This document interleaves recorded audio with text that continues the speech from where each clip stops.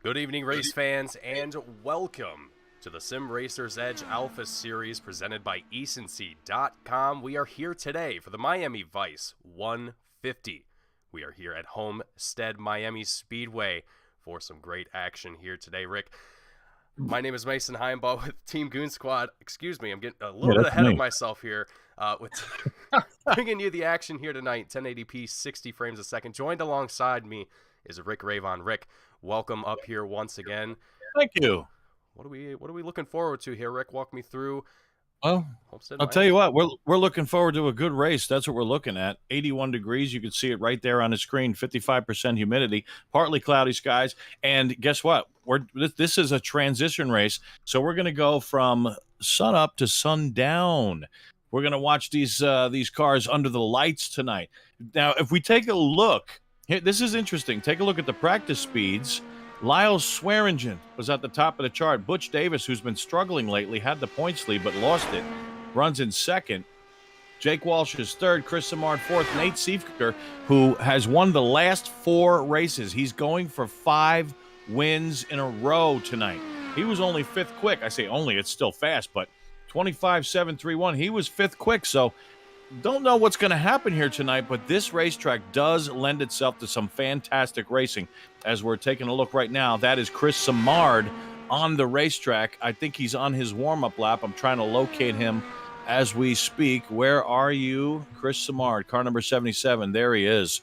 Okay, now I've got him. Yeah, Let's see what he does here.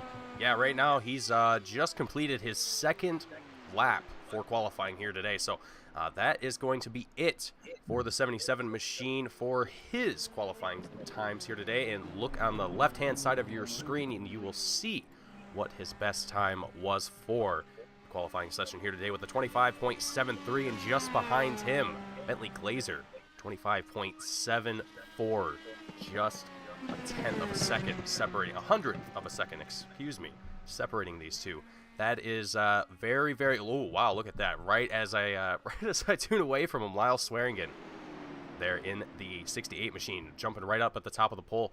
And Rick, right before we went live here, we were watching the 68 machine here in practice, and we both noticed that the 68 jumped right up to the very top, setting the fastest time in the practice session, kind of in the last few moments of that practice session. Now, is that going to carry forward here in the race, do you think, for the 68 here tonight? Well, it could, because that was a lap that was turned in the draft, so he did have the benefit of the draft.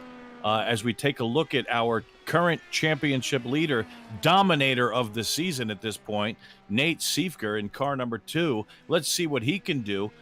We also have to keep an eye, of course, on car number 43, Butch Davis. Nate Siefker pulls down to the inside of the racetrack.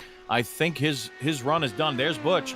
Butch is out there. He's coming out of turn number 2 on the backstretch. Let's take a look and see what he could do, because he told me before the race he has a secret setup as far as the bars are concerned that nobody is considering. It's an FBR trade secret. And let's see what he can do. Will he go to the top of the chart? Butch Davis, car number 43. I'm waiting. Well, that was his warm-up lap. Now he's on his hot lap. So let's see as he comes out of turn number 2. Down the backstretch. Really looking forward to this, because Butch was very excited about the fact that he thought that FBR Motorsports stumbled upon some sort of a secret way to run those roll bars in the weight jacker. Butch Davis hits the line, and there he goes, right to the top of the chart. Butch Davis with a 25.672, 24 thousandths of a second quicker than Lyle Swearingen. That is just absolutely impressive. You know, and Butch Davis here, really, I feel like he's kind of not over yet. Oh, it's definitely not over yet. We still got, I believe, just under a minute left here in our qualifying session. There's Chad Simpson. And as we're looking with Chad Simpson right now. But what I was going to mention here, Butch Davis really kind of had an up and down season here, if you will, just fighting to stay up here in the top, I believe, top 5, if I'm not mistaken, in points. Chad Simpson with an absolutely miserable qualifying run. 16th on the chart right now. I have no idea what went wrong with Chad Simpson, but he's got his work cut out for him. We're looking at Yari Brupatcher right now, but to get back to Simpson. Simpson rarely finishes out of the top 3, mostly the top 2, actually. And Simpson, as hard as this track is on tires, and the aero push is going to be terrible for those guys behind, Chad Simpson is going to have his hands full tonight. Yeah, absolutely. And that's going to be the conclusion of our qualifying session here today. And we are going to have just a few minutes for the warm-up to start here today. And yeah, I just, man, it's going to be really exciting to see how this race is going to start, given how close these qualifying times have been. Really seeing a lot of fast drivers out here today. And I mean, first time here at Homestead, Miami, for myself, at least in a while. It's actually the first time I've been to this track here in quite some time, Rick. So I'm a little excited to be back here in virtual Miami and ready to see the Dallara IR-18s at work here for the Sim Racers Edge Alpha Series, brought to you by EastonC.com. EastonC.com rules, by the way. I mean, it's just so much fun. Such a great program to use. You should really try it. For those of you that are watching, go to EastonC.com and download it and just check it out. It's awesome.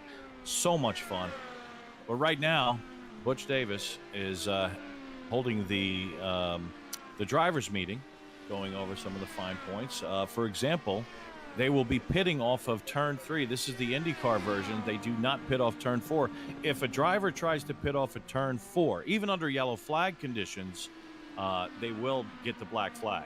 That'll be an improper pit entry, and they're going to suffer for that. So Butch is making it emphatically clear, you must pit entering turn 3. It's not the easiest thing to do either, because when you're coming down into turn 3 at speed, you expect the bank to be there, but it's the flat part of the racetrack to be down there on the bottom. So that could be a little bit tricky. So these guys better practice getting in and out of the pits. Yeah, we were just watching here with Brett Beasley in the 6.9 machine as he was working his way down into the pit. And yeah, you could see exactly what you were just talking about there, Rick. Coming down into turn 3, you're expecting that banking to be there, but you're coming down into pit road, or into pit lane rather, well before the entry into turn 3. You're almost having to go down onto the bottom of the straight and enter pit road from there, going into turn 3, it looks like. But that's also just from what I can tell here up here in the booth from the limited camera angles that we have available to us here at Homestead. But either way, it definitely looks like pit entry, pit exit are going to be very tricky. And from what I understand as well, tire wear is going to be absolutely crucial here in managing that. It's just going to be interesting to see how these drivers are all going to manage that, and who is going to come out on top victorious here at Homestead, Miami. You're absolutely right about the tire wear. The tire wear here is actually it's pretty brutal. You're going to see most of your moves and passes on the starts and on the restarts, because you can probably get, let's say, I'm going to estimate from what I've seen in practice with these drivers, about between 5 to maybe 7 laps before it gets really hard to pass. And only the super skilled upper echelon of the league are going to be able to pass after that. So you might see the field spread out a little bit. And the other thing is, you probably see a couple of yellow flags early on because guys are going to be desperate to make those passes as soon as they possibly can before those tires go away. Because once they go away, you might see the field spread out a little bit.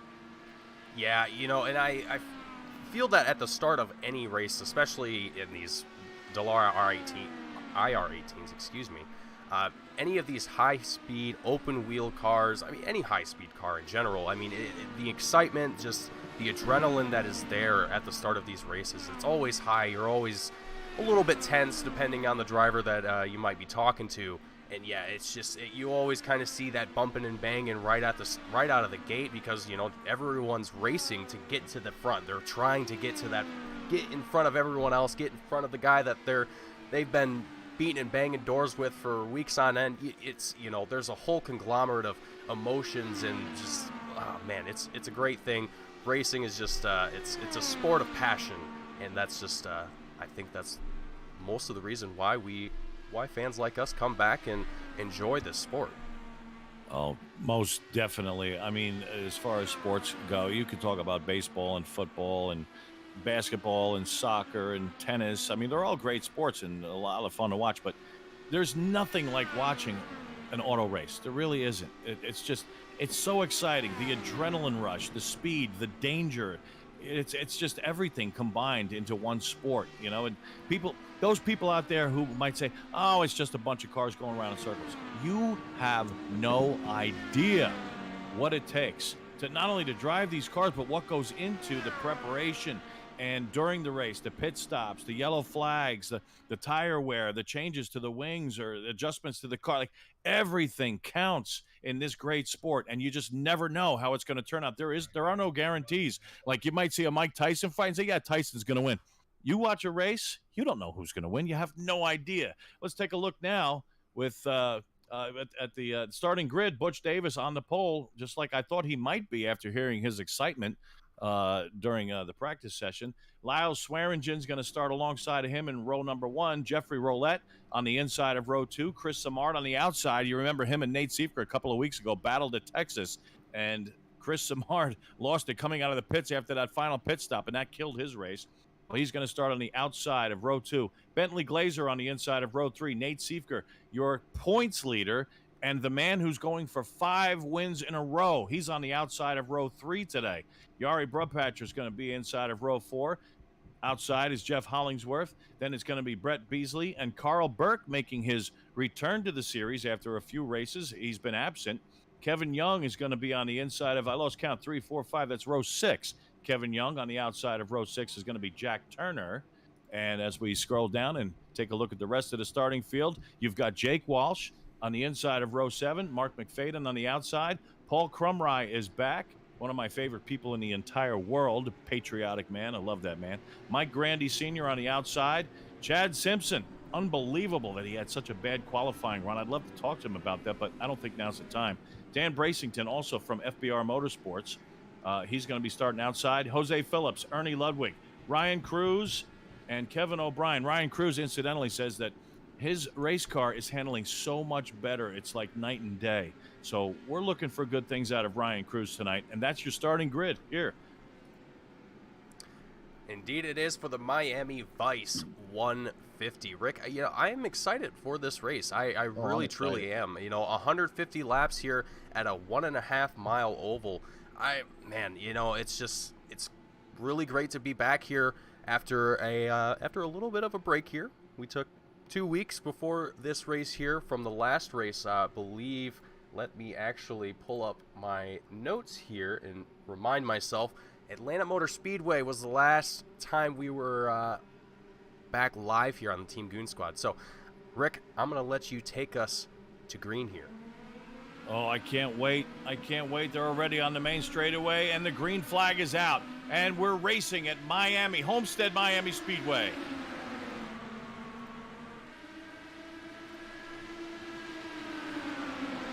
Immediately, Butch Davis jumps to the lead. Jeff Roulette follows him up in second place, down to the inside of Butch, and Roulette takes the lead going into 3.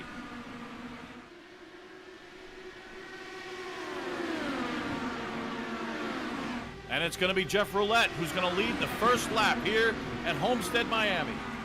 Jeffrey Roulette with a very impressive lead here. Look at Chris Samard, Nate Seifker both duking it out as they come out of turn 2 and down the back straight. They're almost touching wheels here as they come down into turn 3. Just behind them, it's Yari Brubpatcher, who seemingly looks like he's getting a little bit of, starting to see a little bit of pressure come up from behind from Jeff Hollingsworth and Lyle Swearingen, who as well.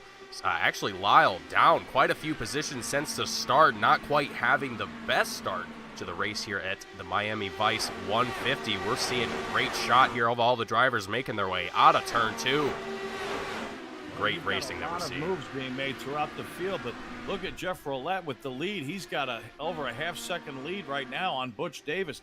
We've got fights all the way through the field right now, but Jeff Roulette is the one. He's going to play the role of the rabbit here tonight, and already Butch Davis goes to the top side, a la Richard Petty. Some great moves being set down by the leaders, and just taking a moment to look back here in the field and appreciate the action unfolding for 12th place here. Look at Kevin Young in the double O machine, right behind Jose Vigura. In that 48 machine, battling for 12th place, Chad Simpson able to wiggle his way down on the bottom outside of turn 4. He's out in front now of that Kevin Young double O machine as they spread out going into turn 1 here once again. Let's check back in with our leaders here. Yari Broadpatcher in that 5th place spot trying to track down Nate Seeker, who right now dropping down on the inside of Butch Davis and Chris Samard, excuse me. Yeah, Samard very close to touching the wall there. That almost could have been extremely rough there for Samard in the 77. You know, the great thing about this racetrack, Mason, is that there are so many different lines you can run. You could run the low line. Well, you could roll the low line when the tires are fresh, but you could run to mid groove. You could run the high groove. It's such a great wide racetrack. It lends itself to good racing. Yeah, absolutely. It definitely really is quite impressive to see just how much room that these drivers have. And it's, like you said, Rick, it lends to a really exciting race when drivers have multiple options to work with. You know, you're not just stuck to work in the low line or work in the middle. You know, you have the option to, right here, Chris Samar taking that high line, maybe not quite. And Broadpatcher comes around him. Yeah, Broadpatcher taking that low line. That's a clear example of the difference that it could take, that it makes, you know, having that option as a driver. You know, man, it's kind of like being a kid in a candy store, if you will. You know, it's like, oh, should I try and take this low line going into turn 3 and then maybe try and go high next time, save tire. It's wild, Rick. You see the way Broadpatcher ran the high line, and Chris Samard tried to dial it down on the inside, and Broadpatcher with that momentum. See, the tires, he was able to hold on to the spot, by the way, is what I was trying to say. But see, the tires are starting to go away already. We're on lap number 9. And I think you might see the field start to spread out just a little bit. And like I said in the pre-race commentary, the time to make the moves is going to be early when the tires are fresh, because once the tires start to go away, they really go away. These guys are going to have their hands full, I would say, from about when the fuel tank, and they have 15-gallon tanks, so that would be about 7.5 gallons would be halfway. When the tanks get down to about 7.5 gallons, it's going to start to get a little bit more difficult to hold on to the car. They're going to start pushing like mad, and these guys are going to have to make some serious adjustments to the bars and the weight jackers inside of the race car. Yeah, you know, and it's always interesting to me, Rick, you know, myself, not exactly the most experienced person when it comes to these IR-18s, and having that weight jacker there definitely kind of just adds a really interesting element to these races. And yes, it does. It's fascinating to me how that you can change. It's the center of gravity that you change on the car with these weight jackers, correct? Yes, it is. Look at, there it is, Nate Seeker. Nate Seeker's going for second place underneath Butch Davis. Butch Davis has been running the top side, and the top side is really the easiest way to get around on the tires. Now, Butch should be quicker because he was the pole sitter, and he's got this track figured out pretty good. Now, the question becomes, as you see them side by side once again through turn 4, watch Butch roll the top as he comes, let's see, the straightaway speed. See, I'm trying to figure this out as I watch them. I don't know what the pre-race strategy was for these teams. I don't know what they have in mind, but Butch could be dialing the fuel back a little bit. It is a wide-open racetrack. As far as it's a wide racetrack, I should say. Wide open suggests foot to the floor. But it's a wide racetrack, so the cars will spread out pretty good. The tires, you could tell now, look at that, how Butch already starts to pull away from Nate Seeker. Seeker may have dialed his fuel back. I don't know what the strategy is at this point, but it's really interesting to see the top 2 in the points going at it. Nate took a shot at it, and I don't know if Butch was just able to hold him off or if Nate is backing off. I don't know what the strategy is right now, but it's really interesting to watch. You see, once again, Nate Seeker on the bottom side, Butch rolling the top, and now he's going to have Butch. He's got the draft. He's going to slingshot on the inside. Now watch, once again, Butch is going to have that top side. He's going to have the momentum coming off the corner, but it looks like Nate's going to clear him as they come off of turn 2. Very clean work there from Seeker, and it looked like he'd been setting that up there for quite some time. He was prepared for that to happen, and I think Butch Davis, you know, Rick, you mentioned Butch might be kind of awful close to the wall there. And Nate just peed up and said, "Are you okay?" I love the camaraderie between the drivers. It's awesome that you have open communication between them. So, Rick, what I want to ask here, we're seeing kind of an interesting dynamic happening, and it's only lap 16 of the race here at Homestead, Miami. What do you think is really kind of driving these issues that early on in this race, do you think? I haven't really seen any. I don't know what issues you're speaking of, actually. I can't really comment on that because everything has been clean and green up it really has. Yeah, I agree. I mean, they're doing a great job. But look, Jeffrey Rolette has a 2.5-second lead over Butch.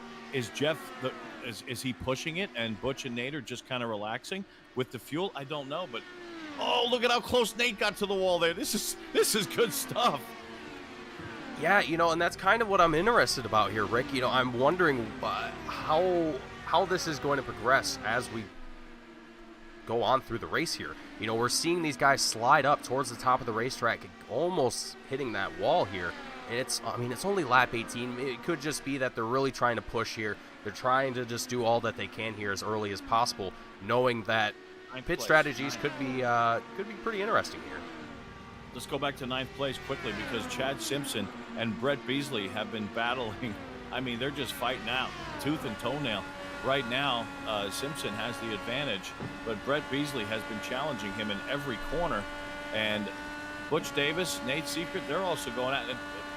There's just, I don't know what to say. I'm trying to keep track of everything that's going on. You've got the 2 points leaders running nose to tail. You've got Beasley running with Chad Simpson. That's another great battle as you see Nate Seifert once again to the inside, and he's going to take the position from Butch, but keep an eye on it because Butch is going to roll it off the top, and he might challenge once again as they go into turn 3. Butch loves that top side, and there he goes.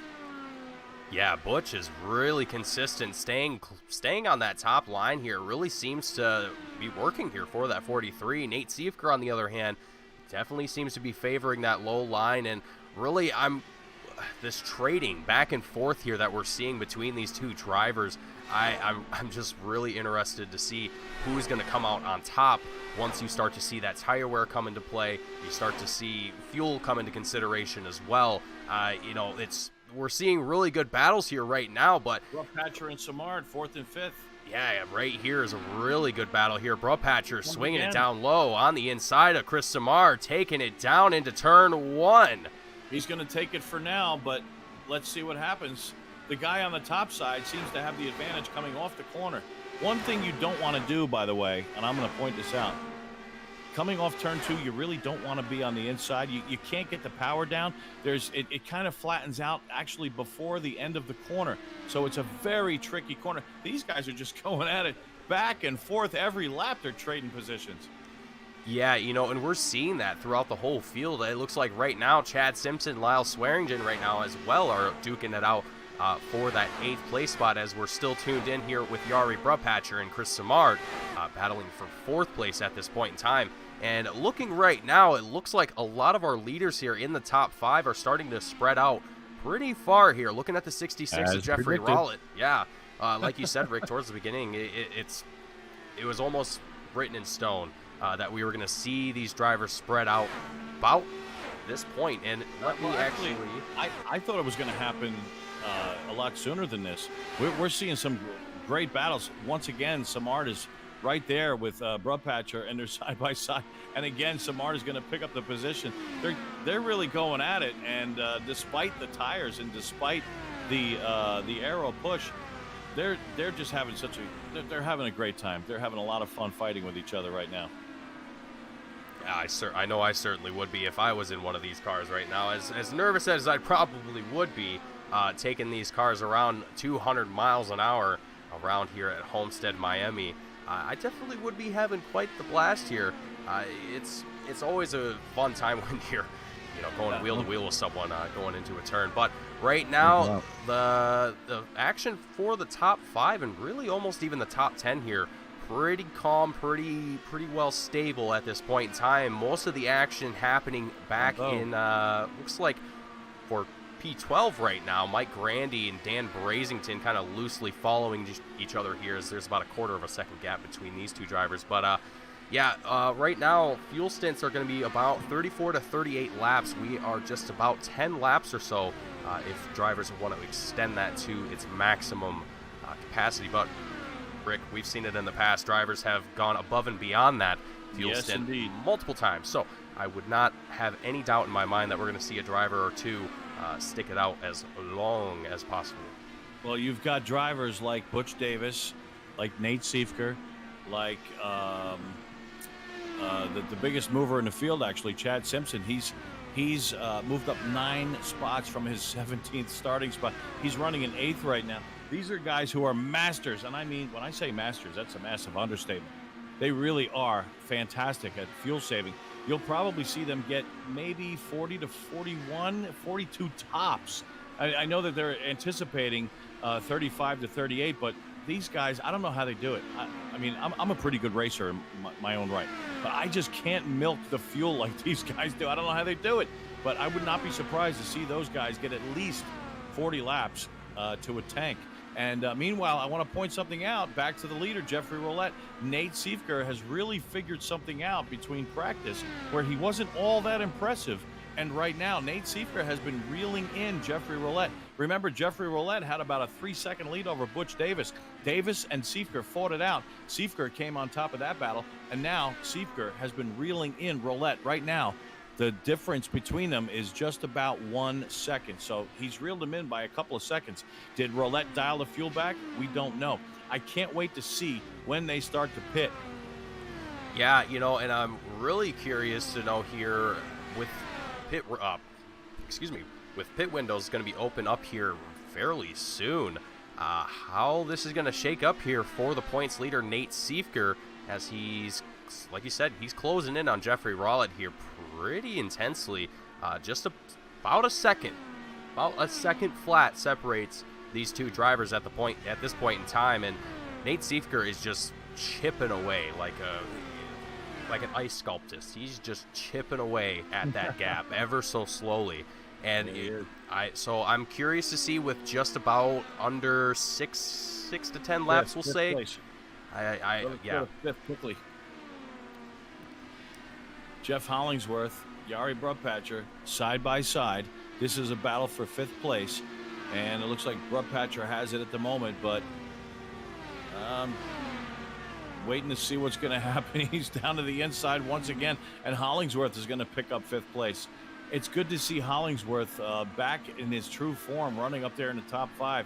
He's been struggling lately, but he's a fantastic race car driver. Hasn't really been where we normally see him, which is in the top 5 and even the top 3. I've seen him win plenty of races in other leagues, but he's kind of been slacking a little bit. I don't know if maybe the focus hasn't been there, or what the case may be, but it's good to see Jeff once again up there in the top 5. Yeah, absolutely. As we're looking right now at the battle between Jake Walsh and Dan Brazington, these two coming out of turn 2, they were neck and neck with each other there for a minute while we were watching them for a second, Rick. But yeah, it seems to have leveled off between these two. It's just very interesting to see how close these guys get to one another. They back off for a little bit, and then they're right back on each other again. It's very interesting to see how different a lot of these strategies are between all the drivers and the teams. Well, Kevin Young begins the series of pit stops. He's the first one in the pits. He's actually in there for quite some time. He's still at 16, 17 seconds and counting. So Kevin Young must have some kind of damage to that car, or maybe he got a black flag. Maybe he came into the pits a little bit too hot. I don't know, but he's still sitting there in the pits. Yeah, right now as well, we have a battle for 4th place. Chris Samard. The leader's coming in. We have a leader now coming in to the pits. Jeffrey Roulette, excuse me. I have been saying. Maybe you're right. I don't know. I never asked him, actually. So you could be right. Nate Siefker picks up the lead. No surprise there. He's going to lead yet another lap in this season. Yeah, and right behind him for the battle for, looks like 3rd place right now, Jeff Hollingsworth, Chris Samard. Coming in. Nate Siefker making his way down into the pit. So pretty spot on there. The fuel saving deal out the window. They saved a little bit. It looks like Butch is going to stay out. But it doesn't look, if they were saving fuel, they weren't saving that much. Butch is definitely saving more. He's going to go at least one more lap. Yeah, it's very interesting to see that. The pit lap window was pretty spot on from our Butch race is coming notes. Here he goes, Butch Davis. Yeah, coming down into the pit lane. Excuse me, coming out of turn 3. So Jeff Hollingsworth is going to pick up the lead, and Chad Simpson, he started 17th. He's sitting in second place right now. But of course, this pit stops have to cycle through, and we'll see where he ends up. But Chad Simpson has done an amazing job up to this point. Yeah, Chad Simpson, I think right now is just enjoying being up on in a pole position right now, holding on to second place. But it looks like he's going to come down. Nope, never mind. No, he's not. So he's going to stay out just a few, maybe a lap or 2 more. I can't imagine that he can stay out much longer unless he's been really saving on that fuel there, as Lyle Swearingen, Dan Brazington, and Jake Walsh all come down into the pits, as well as Jose Vigura. And Jeff Hollingsworth is still out there. Oh, no, here he comes. Jeff Hollingsworth. I'm trying to see who's going to stretch it the longest. So far, we're at 40 laps. I said at least 40 for those who, can stretch it the farthest. And Chad Simpson's going to pick up the lead, so he's going to get at least 41 laps to this tank.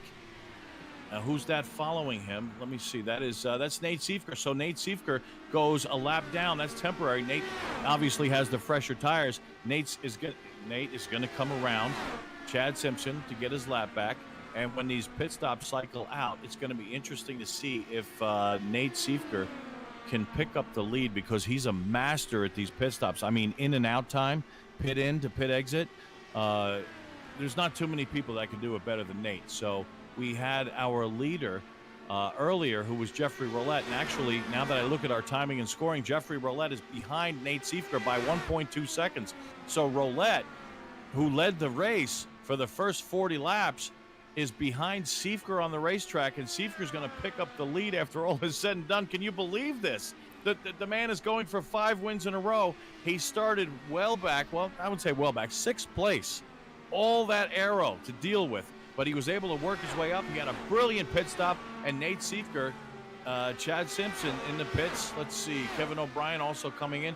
Nate Siefker's going to pick up the lead, and he's going to have a 1.5 second lead over our former leader, Jeffrey Roulette. The Magic Man has done it again. He's leading the race, and he's in clean air. Wow. Just impressive work through and through for that number 2 machine of Nate Siefker. That just goes to show how much it's important to get your race strategy just down perfect. It might not always work out in your favor, but when you can plan your pit stops like that, and maybe not even, you're kind of working things on the fly a little bit possibly, but either way, when you're able to plan things like that, you're able to get in the pits, get out as quickly as possible. That's the name of the game. You don't want to be in the pits messing around, wasting time, because every second that you waste in the pits is a second lost, and you have to gain that back on the racetrack. It's a vicious cycle. So Nate Siefker has definitely shown that he is a master of that race strategy, and he's done it week in and week out. And even when he's been down, even by a few seconds behind the leader, he's been able to recover that coming out of pit road. So I don't know how he does it. I don't know what kind of magic he does behind that wheel, but Nate Siefker just truly impressive. As we have a battle here. Yari Brumbatcher going at it right here. This is a battle for 5th place.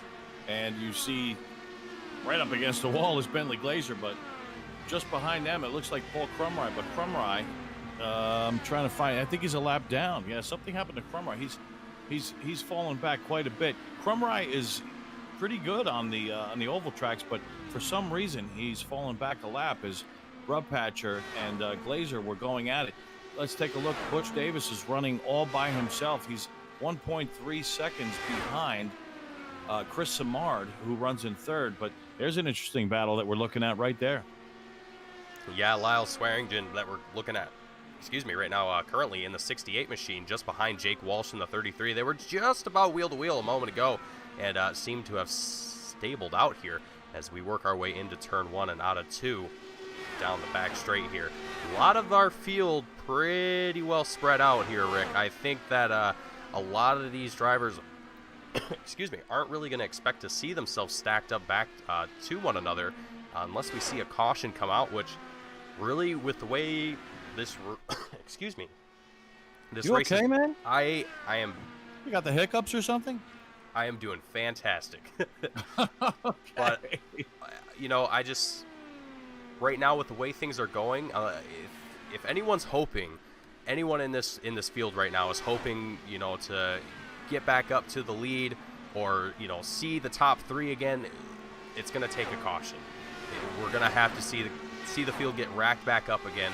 And personally, I don't think anyone, including myself, would want to see that happen. I mean, we've had just incredible racing through and through right now. We got a battle loosely for 4th place right now as Butch Davis and Yari Brupatcher both make their way into turn 1 right now. But right now, Rick, with how spread out this field is, I think it's going to take a miracle for any of these drivers here if they want to see themselves kind of competing for any spots here if they aren't already there. Well, it's the nature of the beast. This racetrack is great. It's wide open. But unfortunately, the way IndyCar does things these days, they do have tires from Firestone that are designated to degrade during the run. It's supposed to make things interesting, but it actually, unfortunately, kind of spreads things out. I mean, I understand why they do it. We had, back in 2011, in the real world, we had Dan Weldon lose his life. We had some really serious accidents because the tires were so solid that it was basically pack racing. And you don't want pack racing in an Indy car because obviously, open wheel cars, it's much more dangerous to be so close together than a stock car. A stock car is like a tank compared to the Indy cars. So because of the nature of the beast, the tires are programmed, so to speak, to degrade. That's why you see things spread out the way they do.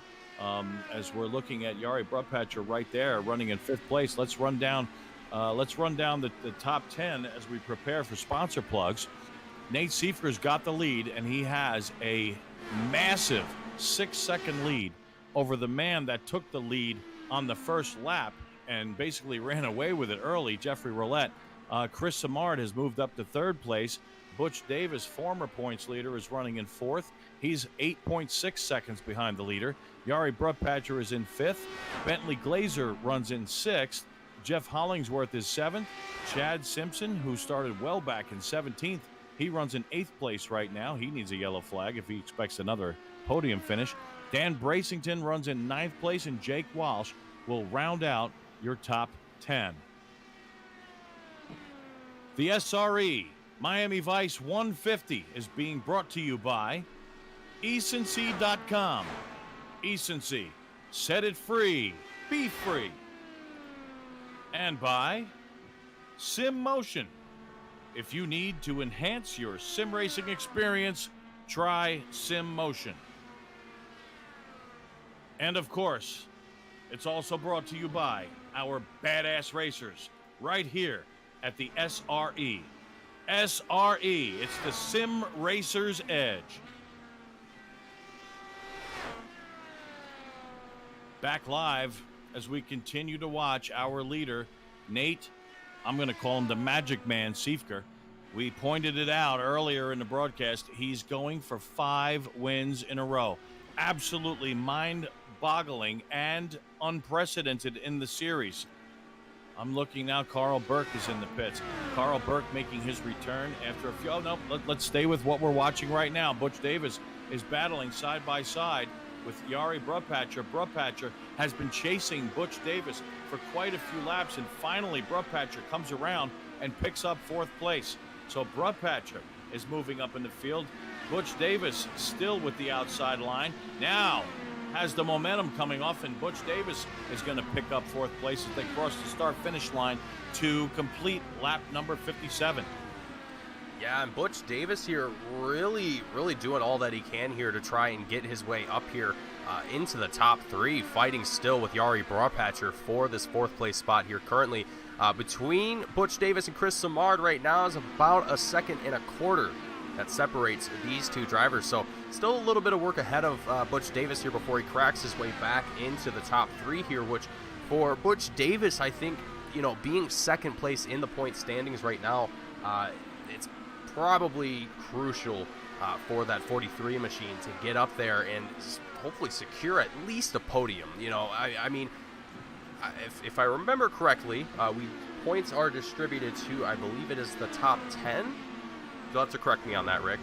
Not even really sure. I'd have to take a look at it myself. Well, But take a look at the sky. Look at the sky. The sun is setting, and you've got the sun going down the clouds, and it is brilliant looking. You've got that orange sky. It's just gorgeous right now. I almost hate to see the sun go down, but it's not going to be too long from now when the sun does say goodnight and disappears, and we're going to be racing under the lights as Jari Brugpatcher takes 4th place away from Butch Davis once again. Davis is right on him, right behind him, takes the high line, looking for that momentum coming up the corner. They're coming up on slower traffic. You've got Ernie Ludwig, who's not too far ahead of him. He's running in 15th place. Chris Samard, of course, he's running in 3rd. He's not slower traffic. Ludwig, Brugpatcher now just in front of Davis, and we continue to watch this battle. Lyle Swearingen. Caution, Kevin Young. Randy, we have a yellow. I think it might be Jake Walsh. Is it Jake Walsh? I think it was Kevin Young. No, Jake Walsh's front is wobbling badly. Something happened to Jake Walsh. Let's find out. Jake Walsh is going to bring it into the pits. I'm pretty sure that the pits are closed right now, so Walsh is going to suffer a penalty for that. But he kind of has to bring it in anyway. Now we'll back it up. We're gonna back it up here, Rick. We're gonna do things a little old-fashioned here. Yep. We needed that there. Actually, we're gonna see if we can get it from here. Keep going. Okay. No. You got to go a little. Yeah, we got to go a little further. Okay. Oh, just about there. All right, perfect. You got a little bit loose. It was real It looks like he looked a little bit loose coming off turn 2. Remember? Let's see. He's mid-groove. There he is, loose. Yeah. He tries to correct, just bangs the wall with the right side. Now, I'm surprised the yellow came out because he got it off the racetrack quickly. He was still sort of at speed after he hit the wall and quickly brought it down to the inside. I don't think any other cars were involved, but nonetheless, iRacing through the caution. And guess what? For you and me and all of the SRE fans out there, we got what we wanted, baby. Nate Siefker is, he's coming into the pits. Matter of fact, Roulette, all of the leaders, it looks like they're coming into the pits. It's a good time to pit. You don't want to be caught out there. This is not a track position type of race. You definitely want those fresh tires. But now we're going to hit the reset button, and we're going to see one hell of a race when this thing goes back green. Yeah, I got to agree with you there, Rick. You know, it has been just it's been an absolute barn burner since the green flag has dropped here for the very first time here at Homestead, Miami. And now that we have the very first caution coming out just about halfway through the race here, we're going to see the field get stacked back up. And, man, Yippee. Rick, I am absolutely thrilled here. We've seen Nate Siefker, Jeffrey Roulette, both of these drivers done a phenomenal job fighting for the lead. Well, not necessarily fighting for the lead, but kind of just exchanging the lead, if you will. It was more like a chess match fight for the lead because Nate, with the pit stop, I mean, he was able to work his way through the field. He started in 6th, worked his way up to 2nd place. It kind of rhymes. It counts. But after the pit stops, Nate once again found his way to the front of the field. I'm just really excited. I cannot wait to see this restart. Yeah, this is just absolutely phenomenal right now, and it looks like Ryan Cruz in the 99 machine is going to get the wave around here before we go back to green. If I'm not mistaken, timing and scoring has not exactly updated us on who is exactly where in this lineup here of cars that we have following behind the safety car at the moment, but that is A-okay. We can just use our eyeballs. We have a couple of cars that stayed out under the yellow looking for the track position. And I believe Kevin O'Brien, Ernie Ludwig, Paul Crumry, and Ryan Cruz here, who is at the front of this pack here, all opted to stay out. That is correct. That's correct. We've got 4 cars that stayed out under the yellow, and they are Crumry, Ludwig, O'Brien, and Ryan Cruz. They're going to get the wave around when they get the 1 lap to go signal. Now, if you think back to the last race that we had 2 weeks ago at Texas, I'm sorry, not Texas. Was it Charlotte? Atlanta. It was one of those cookie cutter tracks. Atlanta. Let me take. I want to be accurate here. Yes, Atlanta. Thank you very much. You see, when you get to be older, you kind of lose your memory, which kind of sucks. Getting old sucks. You hit 50 years old, and your very own check engine light comes on. I don't look forward to that, Rick. Oh yeah, you're a young guy. You have a long way to go. Just enjoy your life, while you can. Um, before that check engine light comes on. But those guys are going to get a wave around. You'll remember Butch Davis stayed out. He brushed the wall. He was in the pits. He sat there for about 3 laps of green flag. He came back out, played his strategy just perfectly. He stayed out under the yellow. He got the wave around, and then a quick yellow came out after that, and he was able to make up another lap, which is what these other guys are hoping to do. Yeah, right now, and if I'm Nate Siefker, Nate Siefker, I wouldn't exactly say that he's nervous behind the wheel. I don't think Nate Siefker is at all a nervous driver in any way, shape, or form. Definitely not him. But what I will say is that he is definitely going to have some pressure here on this restart. Jeffrey Rowlett right on his outside here in second place. Chris Simard, Butch Davis, especially Butch Davis, going to be in that 4th place spot here. Rick, this is going to be a very intense restart, I have a feeling. Well, it is, and I'll tell you why it is, because I think from this point on, I'm doing the calculations in my head right now. Wait, I'm watching Nate. No, he can't come into the pits. He'd get a penalty. You can't. Okay, so we're going green, but the point that I was going to make is that there's no point in saving fuel at this point, because you can actually go. There's 2 more stops left for everybody. Everybody has 2 stops left, so there's really no. You cannot save enough fuel to have 1 pit stop less than anybody else. So these guys are just going to go at it. Chris Simard picks up second. Look at Nate. Oh, look at Butch down the inside. Oh, so close to Simard as they head through turn 3. Oh, that was close. Butch keyed up and said something. Simard, I couldn't hear what he said, but Butch said something to Simard. It may have been sort of maybe an apology for being so close, because Butch is a class act like that. Even though there was no contact, he may have just said, I'm sorry I cut it so close. But Jeffrey Rowlett now moves up into second place. Nate Siefker, 0.7 of a second in front of everybody. He's got the clean air, but the battles are really heating up here. This is just great. This is good stuff.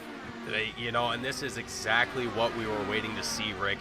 Seeing these drivers get stacked back up and ready to go for another stint, if you will, for this race here at Homestead, Miami, for the Miami Vice 150. Look at this action, though. Jeff Hollingsworth down on the inside of Butch Davis, working their way into turn 3 and out of 4. Hollingsworth going to be the one on top of that one. Butch Davis not having the best restart here, Rick. I don't know what's happening to Butch, why he's falling back. Like I said, if my calculations are right, there's really no point in saving fuel, but Butch may know something that I don't. I don't know. Like I said before, I'm not the best at saving fuel. Certain guys, like Butch, are a master of it. He might know something that I don't. Can he get away with it? Can he save fuel and pull off the victory by saving fuel? As it looks like Bentley Glazer, well, he was trying Butch. Butch is going to hold on to it. But, this is good stuff, man. I'm loving this. It's like McDonald's. I'm loving it.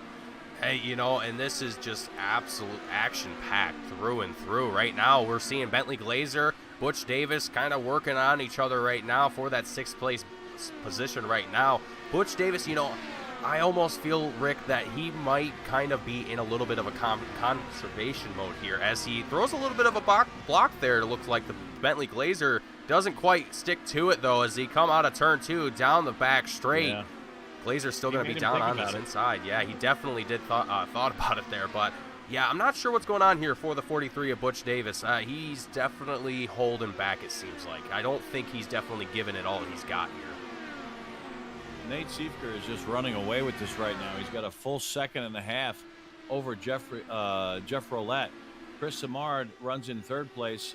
Incidentally, speaking of Chris Simard, he's had some hip problems recently, and he's going to go in for an MRI. He might be getting hip replacement surgery at some time in the future. So Chris Simard, not unlike Butch Davis, who had a motorcycle accident a couple of years ago, still suffering the effects from that, racing in some degree of pain. Butch told me earlier that he's on a schedule as far as his pain medication is concerned, his medication for his injuries. He wanted to put off that medication. Normally he would take it earlier, but he put it off and suffered for about 4 hours to prepare for this race because he wanted to make sure that he was suffering as little as possible for this SRE race right here at Homestead Miami Speedway. Well, and hopefully that Butch Davis is feeling as close to as 100% as he possibly can, all things considered, and hopefully once he gets that looked at and taken care of, that everything is back to somewhat normal for Butch. But man, let's hope so. Yeah, and for Butch Davis right now, and given in this race right now, he's doing all that he possibly can to keep up here in at least the top 10. We saw him battling up there for the top 3 almost for a little bit there, but now that we've come to this restart, we've kind of settled back out here once again. He's holding on to 6th place.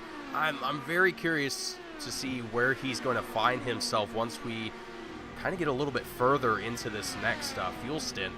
And once we come back down into the pits, is he going to turn the jets on? Is he going to put that foot down and really get to work here, or is he going to kind of stay where he's at? I'm very interested to see what happens here for the 43. I wish I knew. I really wish I knew. Just speculating here, Rick. I wish I could get into the minds of these drivers. Look at this battle. That's Chad Simpson, right? Chris Simard and Yari Brupatcher right now. I'm sorry, I was looking at Chad. Oh, you're okay. They have similar paint schemes. They're both. They have a dark blue and a red, a little bit of white. So I was mistaken on that. But this is a great battle. Yeah, indeed it is right now. And Chris Simard here has had quite a pretty good race here so far, I'd say, Rick. One of the drivers that we've seen up here in the top 5 pretty consistently back up here into 3rd place. Jeff Hollingsworth as well, duking it out down on the inside. You see the 97 taking it down low here into the turn 3 and out of 4. But Chris Simard, just a little bit of a speed advantage here as we come down the front straight heading into turn 1. As go to 14th. Yeah, as we tune into 14th here, right as I was about to do that, Ricky. Oh, so close. That was very close here into turn 1. Watching the gaps, and then I because here at the Goon Squad we have our own feeds. We have the main feed, and then we have our own feeds, which we can keep an eye on the action and switch quickly to what's going on. So I happen to notice Paul Crumry battling with Ernie Ludwig. That's a great battle. It's for 14th place. You say, well, so what? It's only for 14th. So what? It's a great battle. These guys are great guys, and they deserve to get their attention as well. Here comes Ludwig once again to the inside of Paul Crumry. Crumry on the top side is going to keep the momentum and is going to hold on to the position. But I wanted to point out, Simard. Jeff Hollingsworth just picked up the spot from Simard, by the way. And there we see him as Hollingsworth picks up 3rd place. Chris Simard falls back now just a bit. Actually, he's dropping like a stone, Chris Simard. Did something happen? Did he brush the wall? I don't know. Jeff Hollingsworth is a great race car driver, but Chris Simard is also just as good, if not better. I mean, I don't know. These guys are pretty darn close as far as skill. Did one dial the fuel back and one has just decided to take off? I don't know. But I talked to Chris Simard before the race, and he still hasn't gotten over, which I don't blame him. It would take me about 1.5 years to get over something. What happened to Chris Simard just a couple of weeks ago at what track was that? Atlanta? 2 weeks ago, it was Atlanta. Yes. Yeah, Atlanta. The cookie cutters. I always get them all confused. Atlanta, Charlotte, Texas. But he still hasn't quite gotten over that. He's very disappointed. He's very embarrassed. He's got Yari Brupatcher all over him right now. If you'll remember, Chris Simard was coming out of the pits. He had the lead, and it was the final pit stop of the race. I'm sorry, Chris. I don't mean to bring this up again, but I've got to tell the people who are just tuning in what happened if they missed it. And Chris Simard actually got loose coming off of turn 2, coming out of the pits, looped it, hit the wall, and his race was over. But he had a legitimate shot of stopping Nate Siefker and his bid for 4 wins in a row, but he just flat out told me, I blew it, and I still feel bad, and I'm embarrassed. Well, there's nothing to be embarrassed about there, Chris. Everybody gets caught up in the excitement. Everybody makes mistakes. You're just proving to everybody that, like everybody, you're a human being. Yeah, absolutely. And, everyone is bound to make mistakes, and race car drivers are especially no exception to that.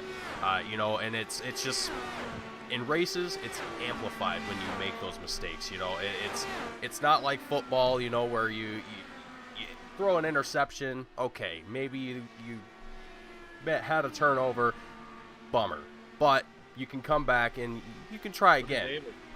And look at this. Look at Davis right now. Oops, I was tuning up another replay there, but yeah, look at that. Side by side with Bentley Glazer. Yeah, Glazer here going to be on the inside of Butch Davis. Butch Davis looked like he was going to fall back here into 7th place just a moment ago, but now it looks like here Glazer is going to make that move and put the final nail in the coffin, if you will, for Davis as far as getting pushed down even further in this second half of the race. Oh, look at going way up to the man. Do you know, Mason, how bad I want to go down into his team room and ask him what his strategy is? I'm not allowed to do that, unfortunately. That's a well-guarded secret for all of the teams. You're not allowed to ask them, you know, what their strategy is. But I would love to know, because Butch Davis, the fastest car on the racetrack, clearly in qualifying, sat on the pole. He told me they found they felt like they found a secret as far as the setup is concerned with the roll bars and the weight jacker, and he proved that in qualifying. But he's falling back. Is he dialing the fuel back? Can he make it to the end on one more stop? That is going to be, let's see, we're on lap 90. You can get 40 plus laps to a tank. If Butch goes another, say 18 laps, he might be able to make it to the end. This might be something that will sneak up on Nate Siefker, who's got a 4.5-second lead. Oh, look at this. Butch Davis, he's coming into pits. Oh, he's coming in. He's coming in. What in the world is going on? Why is Butch Davis coming in? Now he has to make one more stop. Coming in hot as well as he locks up the tires, coming across the pit line. I can't believe this. What is going on here, Rick? Did he short fuel the tank? Why would you do that? Maybe that's why he was taking it so easy. Maybe he was planning to take an early pit stop. He was hoping for a quick yellow, maybe? Maybe, possibly. The pole sitter comes in. He's got the number 1 spot in the pits. The car is jacked up. We're waiting to see. Well, meanwhile, he comes back out. Sorry about that. That's okay. That's okay. Butch is back out on the racetrack, running in 12th. Jose Phillips comes around. Now he's running 13th. Butch told me, before the race, I keep stepping on my you-know-what, meaning he's making mistakes. I don't know, is that a mistake right there? Or has he calculated something? I don't know. I'm really at a loss right now. I don't know what's going on or why he would have to pit so quickly. That was only 29 laps. Yeah, I am a little confused by that one here, Rick. I'm not sure what the plan here is for Butch Davis, but the interesting thing is, though, once the rest of the field comes down into pits, he's going to be able to stay out. So maybe that's true, but he still has another stop to go. So maybe he's trying the undercut, because he feels like on fresh tires he can make up enough ground on Nate Siefker that once the next pit stop sequence shakes itself out, maybe he'll have an advantage. Well, that's going to be interesting to see how that. Chris Samard, actually, I think Chris Samard is running in 13th place. He also came into the pits and we missed it. News to me. I didn't even see the 77 come down into pits. It must have happened while we were babbling away here. That is crazy. There is some interesting strategies happening out here on track. But look at this. Jose Vigura closing in on Butch Davis here for that 11th place spot. Jose dropping down to the inside line. Never going to happen. Never going to happen, Mason. Butch has those fresh tires, and he's going to just pull away like it was nothing. And it's just really curious to see that Butch Davis coming back out here on a very early pit stop, lap 97 here. But look at this. He is moving and grooving through this field now. Like I am so confused now, Rick. I'm trying really hard to understand what's going through the mind of the 43 machine of Butch Davis, as right now Chris Samard closing in on Jose Vigura on those fresh set of tires at 77. Right by him. Yep, yeah. He's going to blow right on past him and up into 12th place. The only thing is the disadvantage is going to be when the rest of the field comes in the pit, they're going to have fresher tires for the majority of the next fuel run. So Jose Phillips is getting ready to come in. He just called out. He's running in 13th place. Nate Siefker still. Look at the lead that Nate Siefker has. You can't even see it on camera. He's got a 6.5 second lead over Jeffrey Roulette. Yeah, Roulette gonna have quite a bit of work ahead of him. Brubpatcher here in the 89 machine was very close to Roulette there for just a moment ago. They were Jeff almost Hollingsworth is in. Yeah, we got a few drivers making their way down into the pits. Hollingsworth, Glazer looks like he just made his way out of the pits back on the track. So pit stops kind of happening kind of intermittently here and a little bit sooner than we probably expected it to.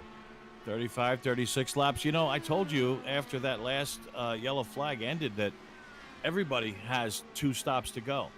Everybody. And it really didn't make any sense as far as my calculations were concerned to conserve fuel. So we're starting to see evidence of that right now.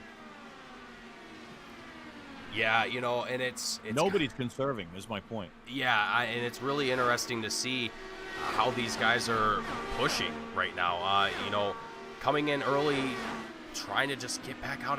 Man, it's just wild to me how aggressive these guys. Well, I don't want to say aggressive, but these guys are really trying to push it here in this final half of the race here. Lap 101 as we cross the line of 150. And look just behind this. We were looking at Bentley Glazer there. Jeff Hollingsworth passing right on by Jose Vigura. Jose definitely seeming like he is suffering from that tire wear here just a little bit as the rest of the field makes their way. Yeah, Siefker's down into pits. Mike Grandy. On lap 38. Jeffrey Roulette is going to pick up the lead. Yari Brubpatcher is going to follow him in second place. Dan Bracington moves up to third. Chad Simpson will be fourth. Lyle Swearingen is going to move up to fifth place. What happened? Roulette's in. Roulette's in. Well, Nate had such a monumental lead. He should come out after all is said and done with the lead. But what's going to be interesting is to see how much ground Butch Davis made up on Nate running on fresh tires for, I think it was about 5 or 6 laps. He was running on the fresh tires while Nate was on the old tires. Did he make up enough ground to close in on him? We'll see. Yeah, only time will tell, and only time will tell here for the 26 machine of Ernie Ludwig in 17th currently, right behind Jack Turner and Kevin O'Brien. I'd say this is probably the closest battle that we have. Well, actually, there's a couple more that we have out on track. We need another yellow. Yeah, I definitely agree, Rick. I think that yellow. We got to get this field stacked and racked back up here again and let's see it again.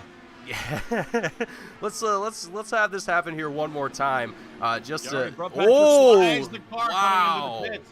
He's the leader right now. Dan Bracington picks up the lead as he comes in. Chad Simpson conserving fuel once again, 41 laps and counting. So these guys are definitely in fuel conservation mode. We're on lap 105 of 150. So we're looking at if these guys pitted on the next time around. No, they're not. They're not. We're looking at 45, now 44 laps. Could they stretch it another 44 laps?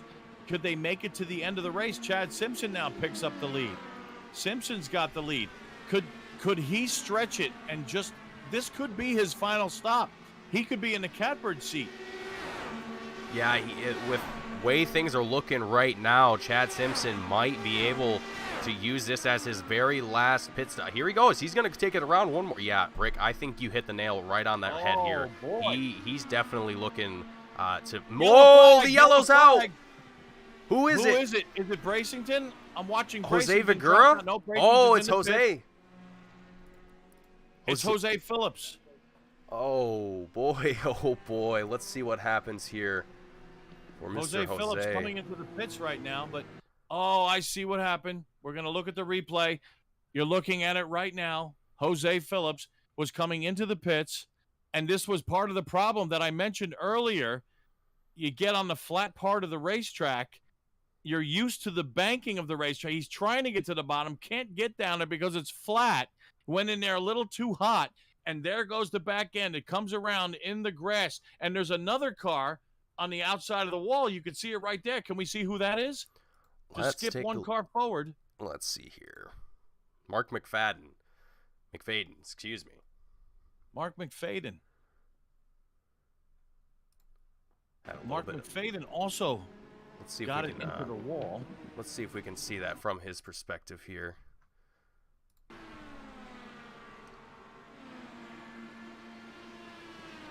-C now. I don't know if there's anything that happened here. It was Jack Turner. Jack Turner. Car. It was Jack Turner. Let me see if I can see on my replay. We'll pull it up What happened here. to Jack Turner? It looked like Turner got the left sides on the apron. And it looks like our race steward, Michael Bourne, just gave an EOL to Turner and Jose Miguel Phillips. Starting so from it's our second caution of the day. Chad Simpson. Oh, my goodness. Oh, how bad I want to interview him right now. We're under yellow conditions. I think Chad is going to come into the pits. He still has yet to make his stop, and there he goes. Chad Simpson may have had this race wrapped up on fuel strategy. I cannot believe how far he was able to stretch it, but I think, well, I know now this will be his last pit stop. There's no doubt about it because of the yellow flag, but Chad Simpson may have had this one in the bag, and the guy least excited, happy, whatever, to see this yellow flag has got to be Chad Simpson. Yeah. Who's going to pick up the lead now? Who's going to pick it up?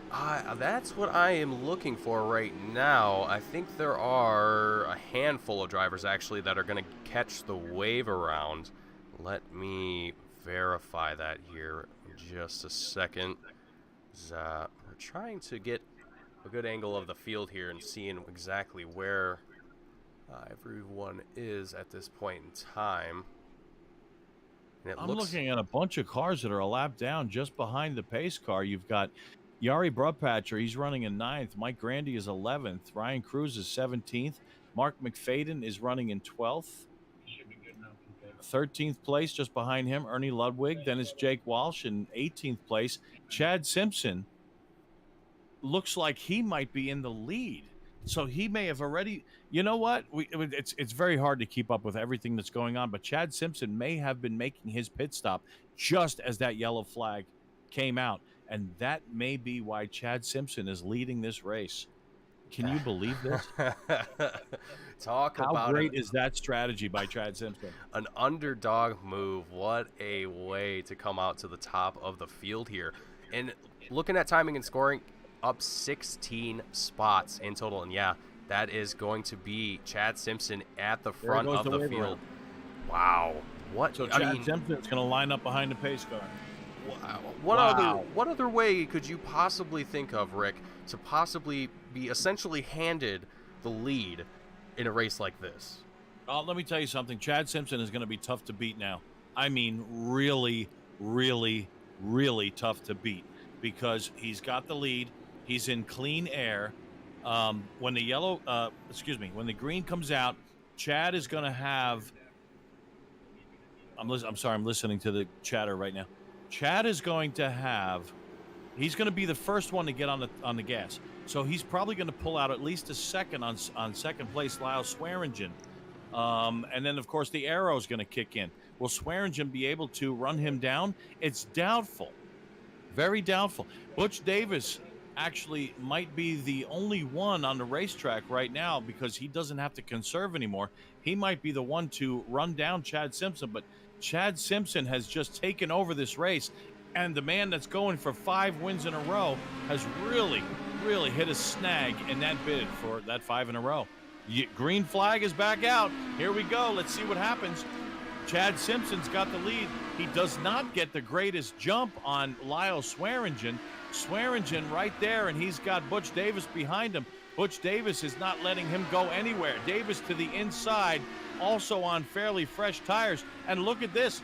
We've got a 4-way battle for the lead. Oh, Siefker! No! I can't believe it. Nate Siefker, the bid for 5 in a row is over. Nate Siefker got into the back end, and that's it. It's over. Nate Siefker is going to lose this race. He's not going to lose the points lead. He's got a big points lead, but he's got to be kicking himself right now because he just pushed it way too hard going into the corner. The big one is out here at Homestead, Miami for the Miami Vice 150. And Rick, what a wreck. That was, what an ow. I want to look at this replay here. Is not going to be happy with Nate. He's not going to be happy. Lyle Swearingen had a chance for his first win of the season, and it looks like Chris Simard also got involved. We've got a few cars involved. There the tap. Oh, there it is. Man. There's the tap. Nate Siefker. What a horrible mistake from the guy who has been virtually bulletproof. And look at that. Oh. He's nailed from behind. That was Chris Simard that got into the back of him, and another car just behind him. Oh, I hate to say this, but Nate Siefker really caused a melee there. He is not the most popular guy in the racetrack right now. If I was any of the drivers that was involved in that incident right there, yeah, I'm definitely gonna have some words to say about Nate Siefker after that one. That is, I mean, race incidents happen. It definitely wasn't intentional, but I think right now, after a race like this, oh man, I can only imagine. I'm looking back to see who was involved. Jeff Hollingsworth was also involved. I'm scrolling back trying to see. Is that Bentley Glazer? So from what I can see here, we have Hollingsworth involved, Chris Simard. Bentley Glazer.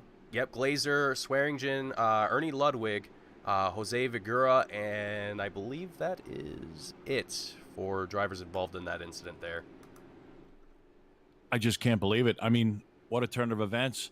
And the guy who is maybe the coolest guy on the racetrack, I've got to be honest, Chad Simpson. I've raced with this guy several races, many races in the past. And I've got to be honest when I tell you he's probably the coolest customer on the racetrack, period. It doesn't matter where he is. Even if he's not running in front, he's still just cool, calm, and collected. He just knows what he has to do. He's not the most aggressive guy out there, at least not until the end of the race.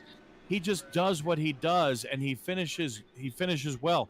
The defending series champion, Chad Simpson, leads the race. He's got his teammate Butch Davis now with a fantastic opportunity to gain a ton of points on the points leader, Nate Siefker, who now runs in 12th place and is doing well. His crew is all over that race car. Car number 2 has the crew all over it, just doing whatever they can to get that car back out there and to get it running. It's not going to run as fast as it was, not nearly, but they're just trying to do what they can to get it out there and to salvage whatever they can out of this race. He's running in 13th place right now. I can't believe what just happened. Wow, what a turn of events. No more pit stops left. Is anybody going to come in for tires? That's the question. It doesn't look like they are. Everybody's going to stay out. So, how many laps to go do we have? I don't have a laps to go. We're on lap number 114 of 150, so that would tell me 36 laps to go next time by. Nate Siefker now coming out of the pits. So Nate Siefker will fall in line in 14th place, and he is a lap down. You remember Butch Davis had a problem a couple of weeks ago at, did I get it right? Atlanta? Yes. Indeed. At Atlanta. And somehow he was able to salvage a top 5. Nate Siefker is kind of in the same boat now, but he has a little bit less time to do it. Siefker's a lap down. He might have to try to play a little bit of strategy here if we have another yellow just to stay out. But guess what? Everybody's going to stay out, so that wouldn't even help him. Nate Siefker is going to have a hard time even getting into the top 10. This is going to hurt his bid for a championship and definitely help Butch Davis.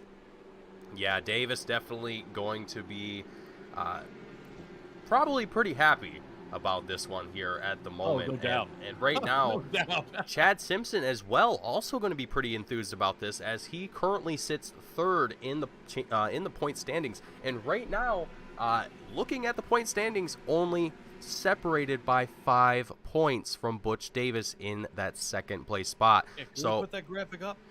We actually don't have it available for us at the moment. It unfortunately would look way too blurry on this broadcast, so I will save everyone the trouble, and we will just read it off as necessary. But we are back to Green Flag Racing here at Homestead, Miami. Chad Simpson, Butch Davis going to be, off to a great start. What's going to happen here? What's going to happen? They're teammates. Again, we've seen this during the season, Chad Simpson and Butch Davis running close together. Would Chad give it up for Butch because Butch has a great shot at the championship? Butch comes around and picks up the lead, so Butch Davis has got the lead. So far, nice and clean. A clean race for Butch Davis. Chad Simpson still sticks it right there, right behind Butch Davis, right under the rear wing. Yeah, and it almost looked like Simpson there. He looked like he gave Davis that pass there. He did not look like he put up any sort of fight, as now the gap separates between Simpson and Davis. But looking back through the rest of the field here, as it seems like the battle for the lead has pretty much stagnated pretty quickly here. Look at Bentley Glazer, Dan Brasington now battling for 5th place. And surprisingly, a lot of our field here. Oh, Nate Siefker. Check out Nate Siefker. I mean, he was just in the middle of a gaggle of cars, and he was slicing and dicing his way through those cars. He's still running one lap down, but he's, I mean, what's the expression? Galls to the wall, I could say. It's to the wall. Let's just say it's to the wall. Whatever it is you want to choose. To the wall for Nate Siefker. Bentley Glazer, Dan Brasington also racing side by side for 5th place right now. Siefker continues to try to make his way through, but he's not going to gain too much here. But look at the battle between Glazer and, Jeffrey was back. Dan Brasington is right there with Glazer. Dan Brasington runs in 5th place right now. Glazer is challenging him for that spot. And this has been a great battle since the restart. Yeah, it really has been. And seeing how these drivers have kind of, even though we've seen some pretty heated battles throughout this kind of final half of the race here, if you will, last 30 laps of the race, and these drivers have really kind of taken it easy here, if you will, not really being too aggressive here in these final few laps after, I mean, maybe it even just might be because they don't have Nate Siefker to worry about on the track anymore. I mean, we've had quite a few number of drivers be put out of the race here because of that incident and not throwing jabs here. Go back to Nate Siefker. Oh, check it out, Nate Siefker. Yeah, he's on a mission here. Nate Siefker apparently just had a moment out there where he was sideways. Oh, no! Oh, and Nate Siefker loses it. Nate Siefker on the main straightaway is up against the wall. Is the yellow flag going to come out? He's on the inside of the racetrack. It's not likely that the yellow will come out, but Nate Siefker has further difficulties as now he has the left front wing missing from that car number 2. And Nate Siefker's day just went from bad to worse. Yeah, that is not what you want to see there for the championship leader. Siefker going to be down. And he's going to bring it in. Bringing it down into the pits here. You know, I have a feeling Is he going to call it quits? That's the question. What's he going to do? I have a feeling that's going to be it for the 2 machine tonight, Rick. After the last wreck, they repaired that car as good as they possibly could. Yes, Nate Siefker comes to a stop. Nate Siefker is calling it a day. So let's see who's still running on the racetrack. We've got Swearingen, Samard, Jack Turner just behind him. Nate Siefker is pulling it into the garage, so that means Nate Siefker might finish outside of the top 19 here. A terrible day for Nate Siefker, and that bid for 5 in a row is gone. Yeah, the Siefker's run for that 5-race win. That's rough end here, but that's just racing. That's how things unfold here, and I think eventually a bad day was going to happen here for Siefker, and I think tonight was just one of them. As I have to take credit for that, actually.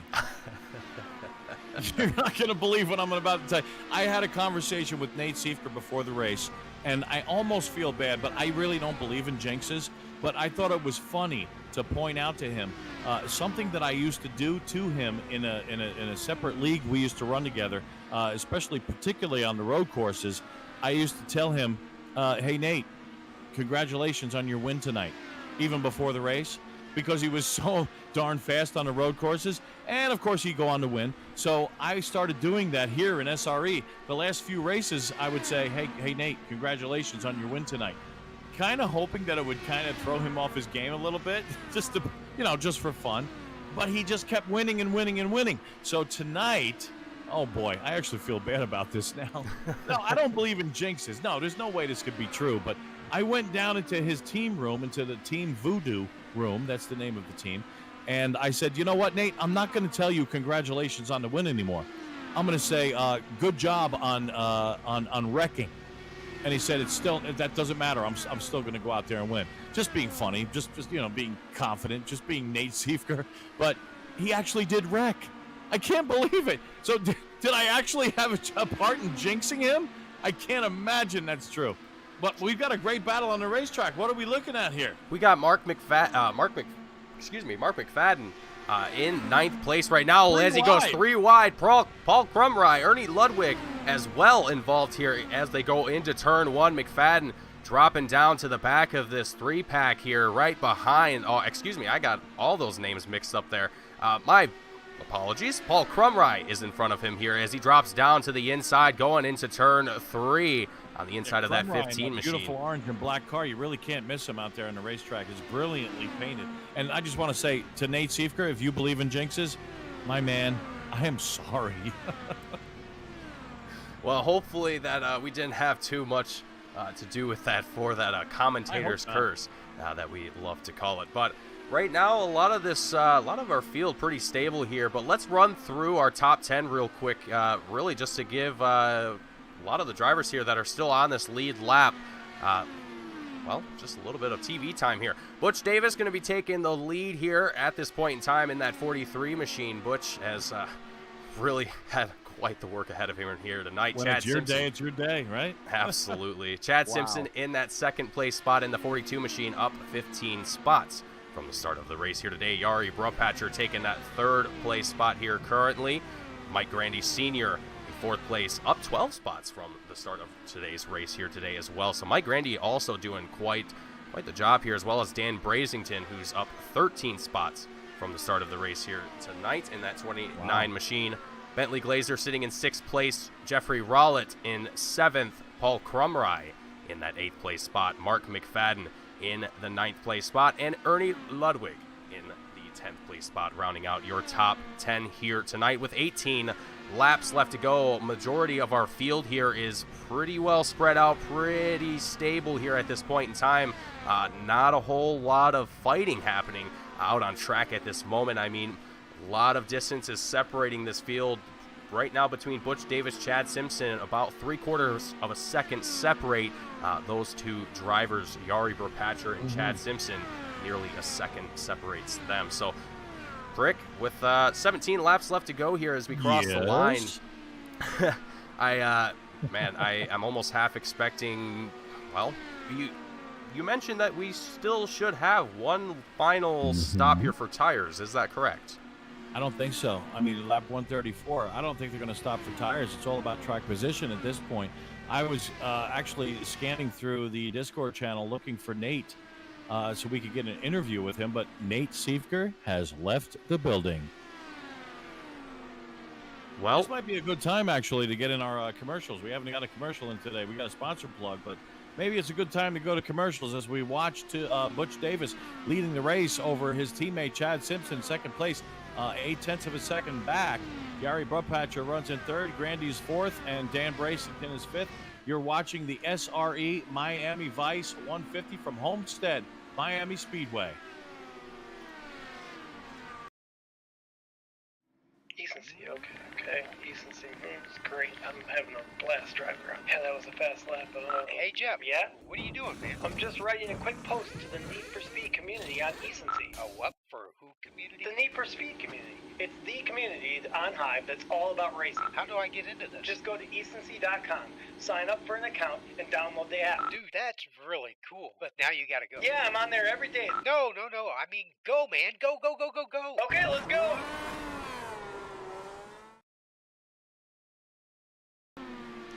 Welcome back, race fans. It is 13 laps left to go here. And I've been informed that my pronunciation of Jeffrey Rollette's name is incorrect. Rick, what was your pronunciation of it so I can get it right this time? Well, I've been saying roulette. Roulette, okay. You know, being down at Atlantic City or Las Vegas, the roulette wheel. All right. Roulette. Well, I will go with that from now on, as I have been informed that I've been saying it wrong this entire time, and you have been saying it correct. So I will go with roulette from now on. Well, that's good to know. Okay. Butch Davis. Who are we looking at right there? Yari Brupatcher. That's Brupatcher. Yari Brupatcher. He is at the tail end of the podium finishers right now. We have next time by 11 laps to go. Butch Davis still leads the race, and it looks like he's got this race well in hand. If he wins this race, this is going to be monumental. I mean, it's not like Nate Siefker finished in 5th or 7th and Butch won. Nate Siefker is out of the race. Nate Siefker is in 16th. He might be out of the points. I'd have to look at the points. I don't know where the points end, but he's running, or not running, he's out of the race. 16th place. Let's see. Lyle Swearingen, he's still in the race. He could overtake Nate Siefker and push him back to 17th, but this is a great day for Butch Davis. Let's not count out Chad Simpson, though. Chad Simpson is running in 2nd place, and he's only 0.7 of a second behind the race leader, Butch Davis. And Chad Simpson, like we saw at Road America, did not cut Butch any slack. They're teammates, but they're out there to race. They're out there to win the race. And just like Team Penske, Roger Penske says, let them have at it. You know, there's no team orders within that team. So right now, the only one really with a realistic chance to win the race other than Butch Davis is Chad Simpson. Yeah, you know, and Chad Simpson is starting to look like he's reeling in that 43 machine fairly quickly here. Half second back now. Yeah, about a half a second now separates these two and dwindling. So it very well could see a battle here for the lead before we see the checkered flag fly with only 8 laps left to go. Yeah, time's ticking. You know, I don't really see any other battles happening here on track at the moment. It looks like the field is pretty well spread out here at this point. So right now, this is the only battle that we have out on track right now, is that between Butch Davis and Chad Simpson, with these two drivers just within a quarter of a second now as we cross the line. 7 laps left to go. Chad Simpson looking down on the inside going into turn 1 here. Rick, I have a feeling there's going to be a fight here before too long. Well, it could be. You also have to keep in mind the tire degradation. You know, Chad Simpson's got his work cut out for him. He's trying to reel in one of the fastest, most savviest drivers in the field, but it is his own teammate. But it is fun to watch these two because you don't know. They're teammates, but there's no team orders. But Chad Simpson, as competitive as he is, he doesn't seem to have a compassionate bone in his body when it comes to racing for the win, regardless of whether his teammate or not. So he is reeling in Butch, and now he's only 0.2 of a second behind. This is really heating up, Mason. With 5 laps left to go here, Rick, it's going to be a battle here for the lead. I do have a feeling, and a little bit of lap traffic is also going to be coming into play here. I believe that is going Ernie Ludwig. Ernie Ludwig in the, let me see what his car number, the 26 machine, going to be coming up here, approaching the leaders here very, very quickly. Is Butch Davis going to take the outside? No, he's not. He's not quite going to take that line here quite yet. A little bit. Yet, but now he's slicing down to the inside. Butch Davis puts Ludwig yet another lap down. Chad Simpson is right there. He's about 5 car lengths behind. We've got just 4 laps to go. Chad Simpson is challenging Butch Davis for the win. He knows that Butch is running in 2nd in the points, but right now Chad Simpson is running in 3rd. Chad Simpson, the defending series champion. He's got nothing to lose. He's got a championship under his belt. Butch Davis still yet to win an SRE championship. He is trying desperately to hang on to that lead. And now, once they clear Ludwig, it looks like Butch Davis is starting to pull away from Chad Simpson. We'll keep an eye on this as next time by, there's going to be 2 laps to go. Can Butch Davis hang on? 3 laps left to go. It's just a little bit longer left here before the end of the race right now. And a lot of these guys in this field, you know, You have lap traffic mixed in with the drivers on the lead lap. You see White flag this time. Yeah, white flag this time by. So this is going to be... laps to go. And I'm sorry. yeah, very close. Oh, yeah. 2 laps left to go. Getting me all confused here, Rick. Here they come. Here they come. White flag. Chad Simpson's going to take another shot at him. He's right behind him, only 3 car lengths back. They head for turn number 1. Chad Simpson goes to the inside. He's side by side with Davis. He's got his right front underneath Davis's left rear. Chad Simpson stays to the inside, does not pick up the draft. What is Chad going to do? Is he going to throw it down there? He does, but Butch Davis is going to hold him off up high. Butch Davis slides to the inside, and Butch Davis comes across the start-finish line, darts down to the inside to say, I'm the boss, I'm the winner, and Butch Davis picks up the win here at Homestead Miami Speedway. What a fantastic win here for Butch Davis. As we watch the rest of the field here make their way across the checkered line here. It's been a fantastic race here at Homestead Miami through and through, Rick. I have enjoyed the action here since we've gone green here at the very beginning. It's just been so unpredictable as far as who we were going to see take home the win here tonight. I mean, it was just absolutely thrilling through and through here. But we are going to go ahead and get ready for our post-race interviews as we see Butch Davis getting ready to celebrate on the checkered line here, ready to burn down the field here at Homestead Miami. Isn't that beautiful? Butch Davis, finally. It's been so many races. Butch has been so close.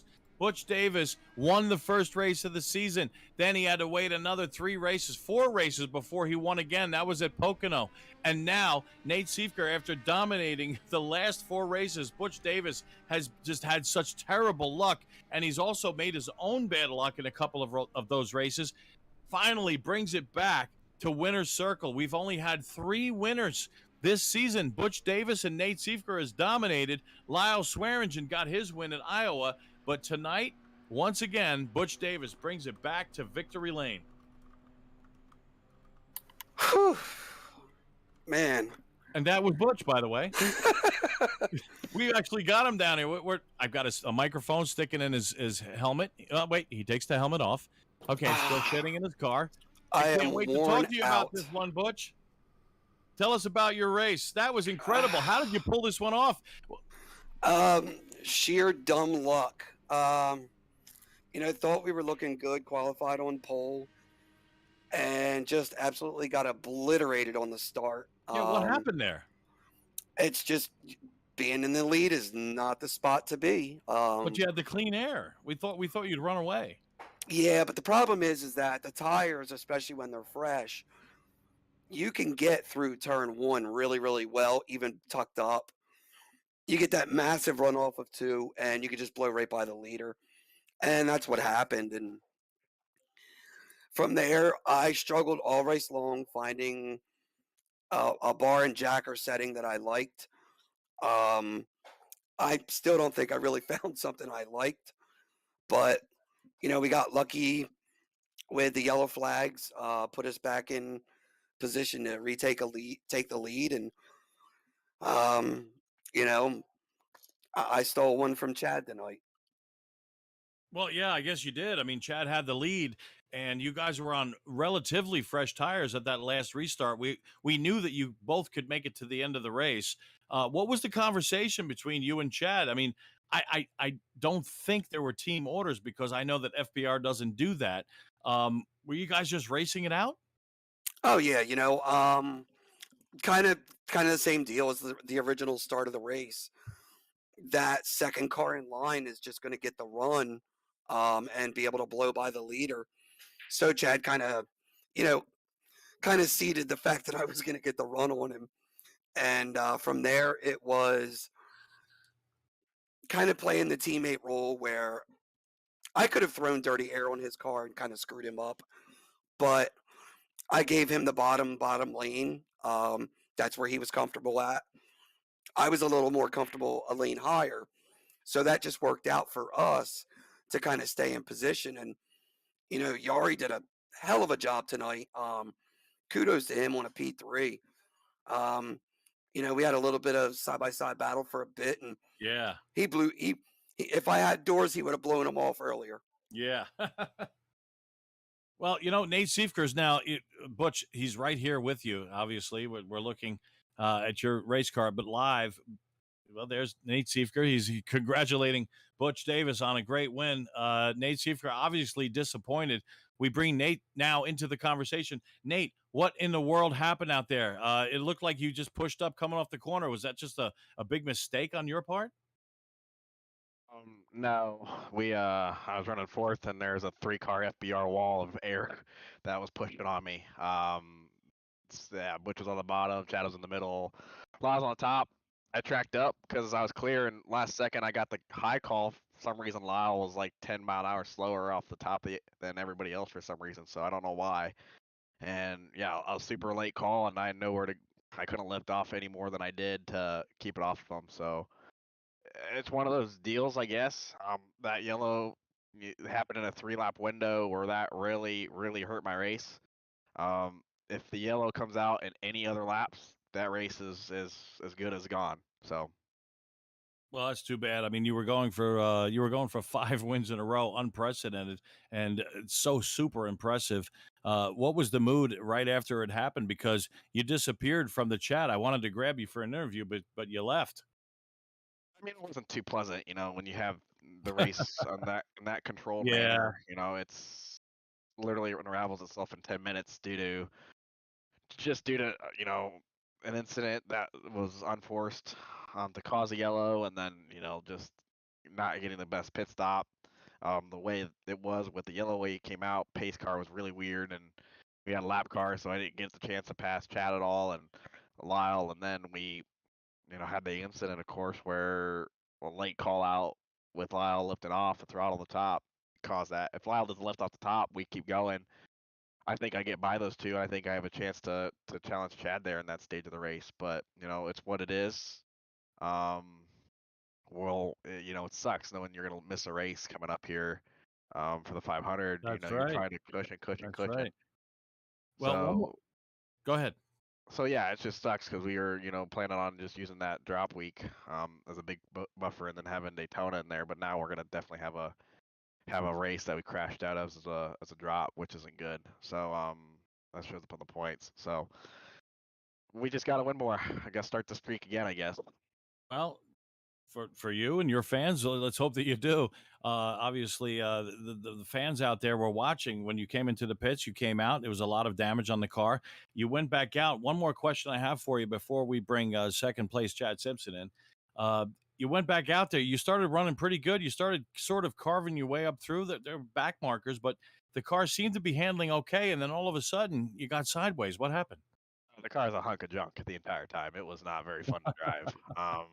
That's just willpower trying to drive through, and eventually willpower runs out. I had a save halfway, all the way through 1 and 2. The car was sideways, and we were about 80 degrees to the right. Well, not 80, yeah, about 80 actually to the right. So it's just one of those deals where, yeah, it just unraveled in an instant, and when that happens, it happens so fast. So it is what it is. Congrats to Butch on the win. We'll just have to win out, I guess. Well, Nate, you've been doing a fantastic job this season. You've been the dominant car. You've got 6 wins, and I guess you'll be going for 7 next week at New Hampshire quickly. Is that a good track for you?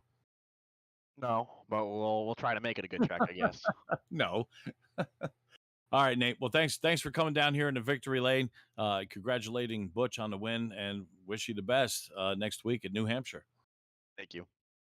All right. That was Nate Siefker. We interviewed him because he came down in the victory lane. He was very disappointed, still disappointed. Congratulated Butch on the win. Just great sport. And now we have Chad Simpson, second place. Chad, I want to ask you, you started well back in the field. I think it was 17th that you started. Were you just, basically to the wall trying to get that car to the front of the field? Well, not really. No, I was saving a lot actually. At one point, midway through, we were on a fuel strategy to 1 stop it to the end, and everybody else had to 2 stop, and then we got a yellow. So that ended up messing up my win. But in qualifying, I don't know what was going on. I just going into turn 1 on the fast lap, it just kept pushing on me in practice. And when I went in qualifying session, it pushed again. And I just, there was nothing that I could really do. So we ended up just going for a hard charge reward. Well, we noticed during that last stint, or I should say the stint before that, that you were able to make it to a point where you could stretch it to the end. I didn't think that anybody could make it on one more stop, but you just kept staying. You stayed out there and you stayed out there, another lap. And I said, you know what? At this point, he could probably make it to the end. I didn't think it was possible, but you became the car to beat. And then the next thing you know, you've got Butch Davis behind you because you had a yellow flag. And at that point, I'm sure you guys were just racing it out. Yeah, I mean, he's running a lane up so that I can have cleaner on the bottom. And, the lead car is the one that's going to be driving away here anyway. The car was just so tight. We were just concerned with keeping us 1-2. And ultimately, we did it. We had a little bit of lap traffic there at the end. It got us kind of close and made it a little interesting. And then coming to the checkered, Butch cuts down in front of me and feeds me some dirty air just to make sure he gets that win. We had to give ourselves a nice little race there at the end. Well, we're trying to look at the point standings right now. It doesn't look like they've been updated. Normally, SRE updates the points pretty quickly, but right now it's still showing Butch 45 points behind Nate Siefker, and you were only 5 behind Butch. I guess that's going to extend itself just a little bit, but both of you have closed in on Nate Siefker for that championship. How do you feel going into Loudon, New Hampshire next week? Well, at this point, that's just kind of what we need. We need Nate to have bad luck and us to have good luck, and that's something that finally happened for us this week. I do not like New Hampshire as far as racing it, so I guess we'll see how that goes. I've said that about tracks in the past, and it went fine. So yeah, you always seem to manage your way into a top 3. I mean, with all of the aero push that's behind these cars at this track in particular, for you to come up here and finish second is just a fantastic job. I've got to congratulate you on that. As good as you are, I didn't think you'd even make it into the top 5, and I've got to apologize for that because all of your fans were cheering for you, and you managed to make your way up into the top 2. So fantastic job. Yeah, pit strategy and fuel saving and just riding it out. That's what made it work in this one. Well, the points have tightened themselves up. We don't know exactly what they are right now, Mason, but you've got Yari Brupatcher down there who finished 3rd. Go ahead, Mason. Yari, sir, welcome to the booth. Hello. Welcome up here. I believe this is, if I'm not mistaken, this is your first time up here with us in the booth for one of your first podiums of the season, if I'm not mistaken. Yeah, I think it's the first podium this season. I want to turn his volume up a little bit. A little bit, It's been a while since I. There you go. Yeah, I didn't have the microphone in the right position. Yeah, it's been a while since I've been on the podium in this series. He's on again. I just keep holding the microphone there, then it's good. Yari, you really need to kind of eat that mic. Just stuff it in your mouth so we can hear you a little better. But anyway, Yari, it was absolutely impressive watching the 89 here tonight. Myself and Rick, we were kind of talking about it back and forth throughout the race, how a lot of drivers kind of had an up and down kind of night. We weren't really sure who was going to end up here in this top 3, and especially after that incident that Nate Siefker started that just completely decimated the field and really kind of jumbled things up here. But Yari, you were able to hold on to 3rd place here, and really you were up here in the top 5 for the majority of the race. Yari, did you have a pretty good race strategy going into tonight, or do you think it was a little bit of luck that played in your favor here?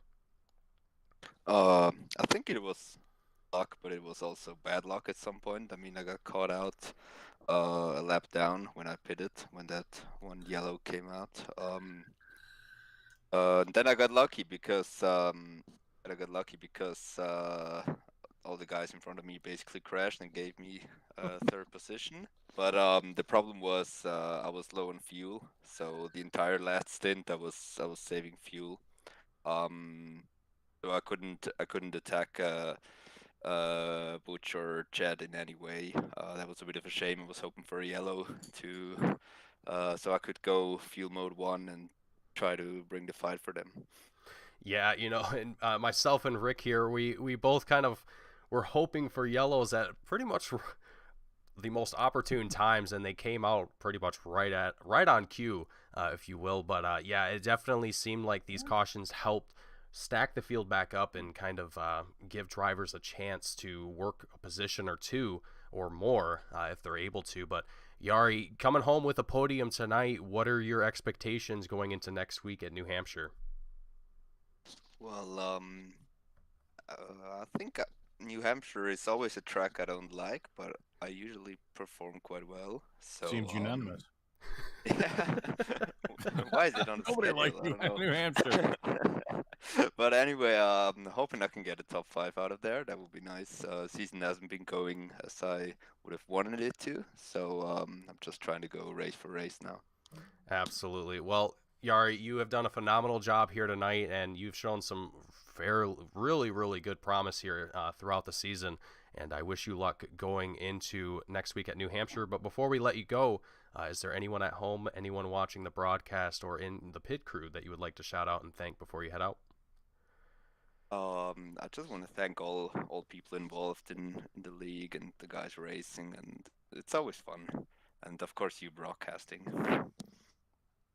Absolutely. Well, I want to thank you here for coming up and joining us in the booth, and congratulate you once again on a third place finish here tonight. Rick, do you have anything for Yari here before we send it off? Well, I just want to say congratulations. That was a great job. Yari is right now sitting in 11th place. Let me reset the points. No, it hasn't been updated. So I'm sure that Yari's going to move up a little bit. He might overtake Ernie Ludwig and maybe even Dan Bracington. He'll probably be in the top 10 in the points after all is said and done. And I just want to say great job, Yari. And we'll see you next week. Thank you very much, guys. See you. Okay, you're very welcome. And let's just go down to Butch Davis really quick, because we didn't give him a chance for the shout outs. So Butch, I'm sure that you have a lot of people that you'd like to thank for tuning in and sponsors and things like that. Wrong button. Yeah. Jeez. I'm told you, man. I'm just out of it. Oh God, I love this guy. Definitely want to thank our sponsors, ecency.com. Want to thank SimMotion. Thank everybody that races here at SRE, and thank you guys up in the booth. Thank all my friends and family that kind of tune in and check it out and root me on. And definitely want to thank my family for letting me indulge in this stuff. Yeah. And thank my butthead teammates, who always razz me but always have my back when stuff's not going the way I kind of want them to or need them to sometimes. So they keep things light for me when stuff goes bad, and they're the reason that even on bad days it's still enjoyable to do this stuff. So definitely huge thanks to those guys. Well, last but not least, let's turn it over to you, Chad. You've got your thanks and your shout outs to give. Second place finish tonight. Fantastic job. Once again, smooth and steady. The floor is yours. Take it away. Yeah. Thanks to Satellite Racing, FBR Motorsports, Butch for running the second lane and letting me have clean air on the bottom. Maradness, Ellis Engineering, ecency.com, our series sponsor, SimMotion, Sim Racers Edge, the admins. No yellows tonight. I like that, Mikey. No yellows. Team Goon Squad, you guys do a good job on this broadcast. All right. Well, thanks very much for the shout. That's Chad Simpson, everybody. Mason, this, just as we anticipated, was an absolute barn burner. Yeah, through and through, and I couldn't have expected a more exciting race here at Homestead, Miami. It was just, oh man, from the very beginning, it was just unpredictable, and I was on the edge of my seat the entire time, Rick, and hopefully we get to see a little bit of that going into New Hampshire. But as you've already mentioned, it is one of those cookie cutter tracks, as you like to call them. So It'll be a little bit interesting to see how that unfolds here. But Rick, why don't you wrap us up here and let's get ready for next week. Okay, I guess I'll do that. Actually, to sort of counter in a way what you said, Texas, Atlanta, Charlotte, those are more of the cookie cutter tracks. New Hampshire is actually what you would call a paperclip, and you don't really see many of those on the circuit. So that's kind of a unique track, but I'm very, very interested to see who's going to be quick over there. You would anticipate that the people who are quick this week and every other week would be doing the same thing and just be running out in front, but you never know at New Hampshire, man. That's a very tricky place. So we'll have to wait and see what happens next week. But congratulations to Butch Davis, who brings home the victory. And it's been a long time coming for him, but he gets the win. Let me take a look at the standings here on my screen. Chad Simpson brings it home in second place. Yari Brubpatcher, of course, in third place. We just interviewed those three. Dan Bracington will come home in fourth. Benton Glazer in fifth. Jeffrey Roulette in sixth. Paul Crumry. Hey, it's good to see him coming. He picked up 8 spots from his qualifying position of 15th. He'll finish in seventh place. Mark McFadden jumped up 6 spots from his starting spot of 14th to finish in 8th. Ernie Ludwig comes up 11 spots. Boy, this was definitely the day to see people come from the back of the field. Ernie Ludwig will finish in 9th. Excuse me. Jose Phillips is going to come up 9 spots as well to finish in 10th place. So we hope you've enjoyed this running of the SRE Miami Vice 150 at Homestead Motor Speedway, and we hope that you'll join us next week as we head to New Hampshire for the running of the Lobster Tails. That's right, the Lobster Tails. Oh, I love Lobster Tails. The Lobster Tails 175. So, for Mason Heimball, I'm Rick Ravon saying thanks for joining us and so long from Homestead Miami Speedway.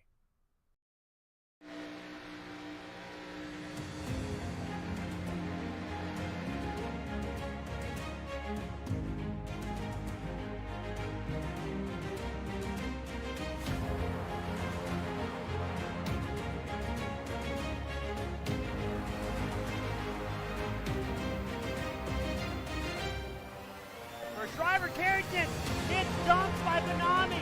The leaders are winding up here. Daytona, the big one is out.